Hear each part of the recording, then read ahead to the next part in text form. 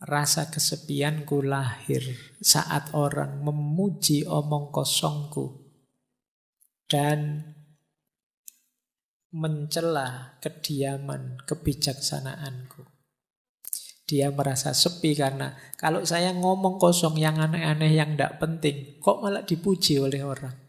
Semuanya nge-like, semuanya suka, padahal itu cuma isinya prank-prank yang tidak jelas. Tapi pas saya serius ngomong yang mantep-mantep atau saya diam dalam rangka bijaksana, orang malah mencelaku.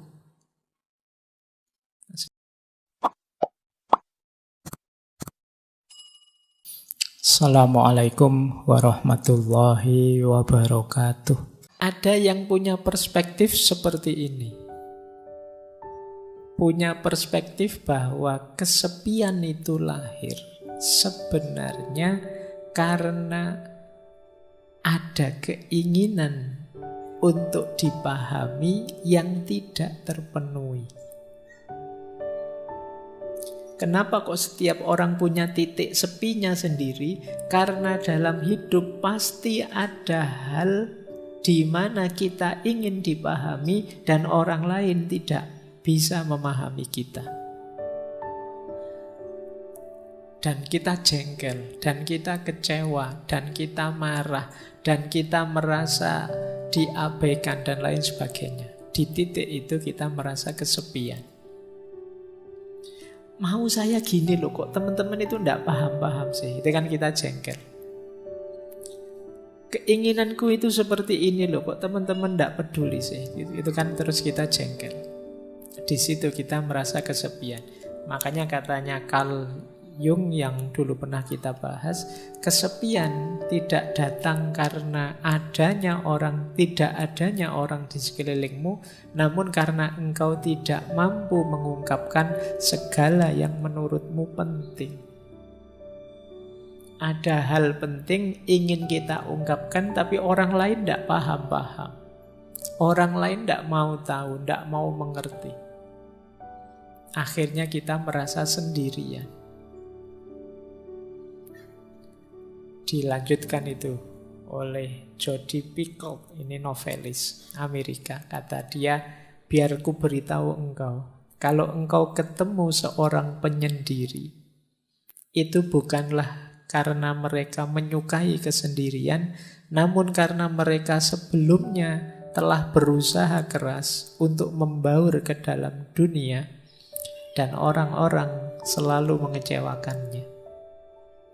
Jadi kita merasa sepi, merasa sendiri ketika orang tidak mau tahu kita, ketika orang mengabaikan kita, ketika orang tidak peduli pada kita.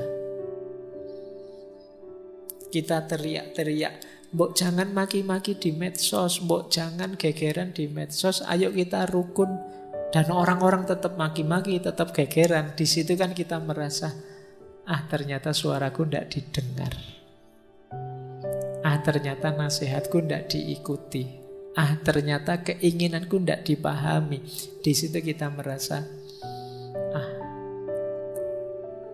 nilaiku ini apa sih? Ini jadi sepilah kita merasa itu. Maka teman-teman kalau merasa hidupnya semi, coba dicek. Jangan-jangan seperti yang dijelaskan di awal, kita mematok keinginan terlalu tinggi terhadap orang lain.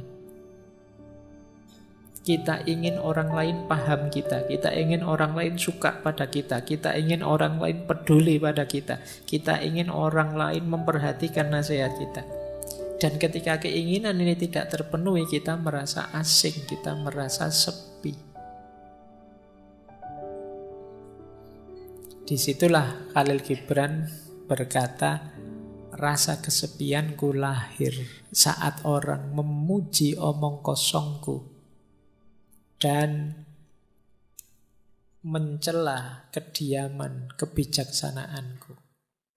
Dia merasa sepi karena kalau saya ngomong kosong yang aneh-aneh yang tidak penting, kok malah dipuji oleh orang.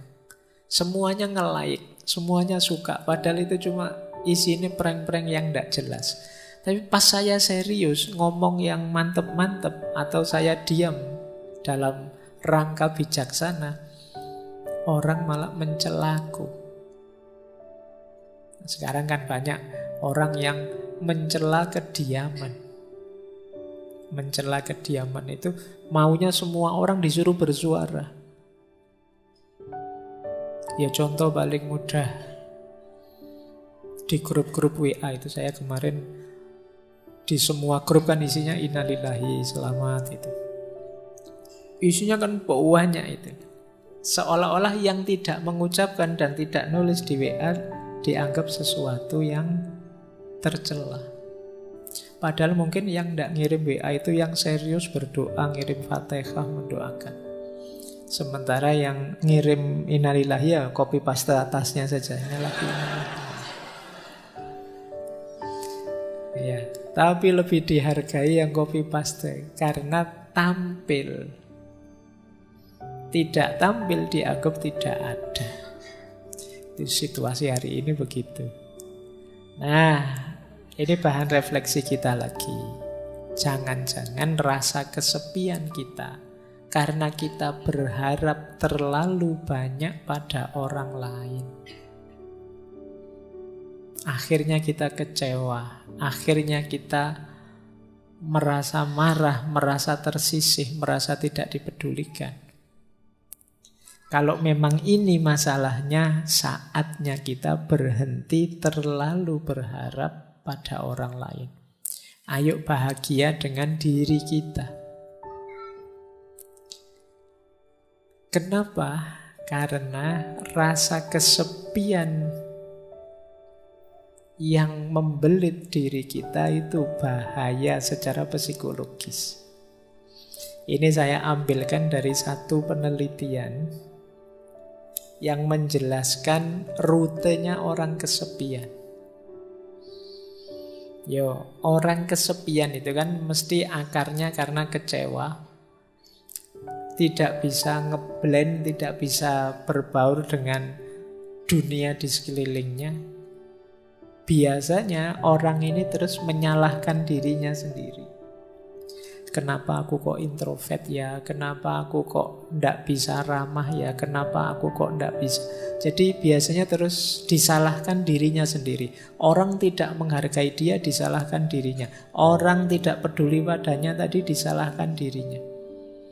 Dia menyalahkan dirinya terus, sehingga akhirnya meruntuhkan self-esteem-nya, kebanggaannya pada dirinya. Kalau orang sudah runtuh kebanggaan pada dirinya, dia akan mengalami stres berat. Saya tidak berani bilang depresi ya, nanti depresi tambah nemen. Orang stres berat itu nanti sistem imunnya kacau, dia mudah sakit, ya karena hormon kortisolnya meningkat. Tidak enaknya di penelitian itu disebut resiko kematiannya tinggi. Nah, jadi ternyata ada korelasinya. Orang yang merasa kesepian, resiko kematiannya meningkat. Di penelitian itu disebut ya, stres berat itu setara dengan merokok 1 bungkus per hari. Bahayanya. Nah, loh. Berarti kalau teman-teman, tapi Pak kalau saya pas stres itu malah ngerokok Pak.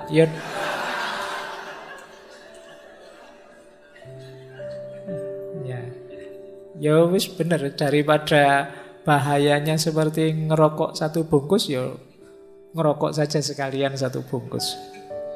Ya memang bahayanya itu. Atau dan lebih beresiko daripada obesitas. Dan lebih mempengaruhi kesehatan daripada orang yang tidak mau olahraga. Jadi ternyata ya efeknya bisa ke kesehatan. Meskipun tadi hanya kesepian. Sepi, menyalahkan diri sendiri, stres, dan mati. Resiko kematiannya tinggi. Oke, baik. Ya semoga teman-teman yang sedang sendirian tidak kesepian. Kalau kesepian, jangan selalu menyalahkan diri sendiri. Kesepian tidak apa-apa, asal gembira. Senang, menikmati. Alhamdulillah ya Allah, aku sendirian, tidak ada yang ganggu. Alhamdulillah sepi sekarang. Tidak repot lagi, tidak apa-apa. Maknai saja secara positif, biar tidak stres.